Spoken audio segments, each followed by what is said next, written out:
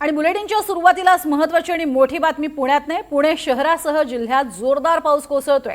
तर घाटमाथ्यावरती पावसाचा red alert पाहायला मिळतोय। खडकवासला धरण साखळी क्षेत्रात सकाळपासूनच पावसाची जोरदार बॅटिंग सुरू आहे। दिवसभर शहरामध्ये आज मुसळधार पावसाचा अंदाज पुणे वेधशाळेने वर्तवलाय। तर नदीपात्रातले रस्ते पाण्याखाली गेलेले पाहायला मिळतात। पुण्यातील भिडे पूल देखील आता पाण्याखाली गेलाय, त्यामुळे वाहतुकीसाठी तो आता बंद करण्यात येतोय।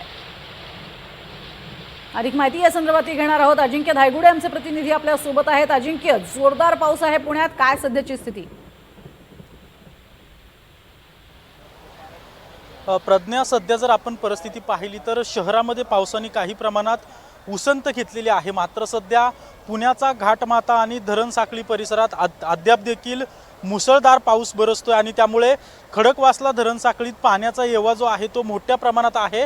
सध्या जर आपण पाहिलं तर खडकवासला धरणातून मुठा नदी पात्रामध्ये जवळपास 35,000 क्युसेक वेगाने पाण्याचा विसर्ग सुरू आहे। आणि सध्याची परिस्थिती मी दाखवतोय की माझ्यासमोर हा भिडे पूल आहे जो पाण्याखाली गेलेला आहे। खरं तर शहरातील मध्यवर्ती वाहतुकीसाठी महत्त्वाचा समजला जाणारा हा भिडे पूल काही वेळापूर्वी आता पाण्याखाली गेलेला आहे। आणि आत्ता जी माहिती समजते त्यानुसार 3 वाजलेपासून खडकवासला धरणातून मुठा नदी पात्रामध्ये जवळपास 43,000 क्युसेक विसर्ग जो आहे तो करण्यात येणार आहे। त्यामुळे नदीकाठचे जे नागरिक आहेत त्यांना देखील सतर्कतेचा इशारा देण्यात आलेला आहे। आपली वाहनं जर नदी पात्रात लावली असतील तर तात्काळ काढून घ्या, अशा प्रकारच्या सूचना सध्या प्रशासनाकडून देण्यात आलेल्या आहेत। आता या पुलाचं जर आपण पाहिलं तर दोन्ही बाजूनी वाहतूक बंद करण्यात आलेली आहे।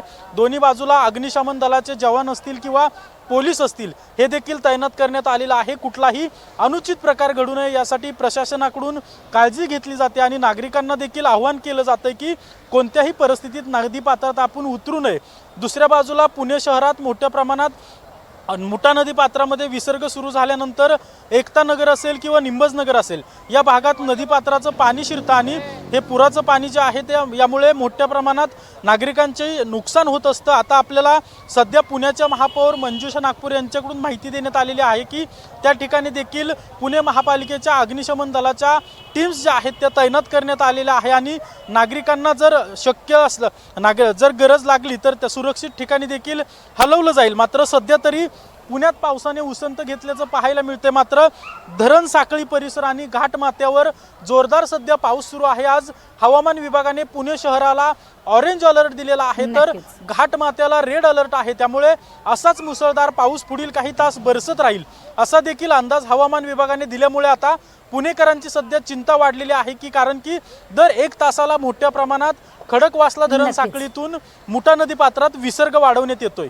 प्रज्ञा, नक्कीच तुर्तास धन्यवाद या संपूर्ण माहितीसाठी। तर पुण्यात आज धुवाधार पाऊस कोसळतोय। अजिंक्य, तुमच्याकडनं या संदर्भातले अपडेट आम्ही घेत राहूच।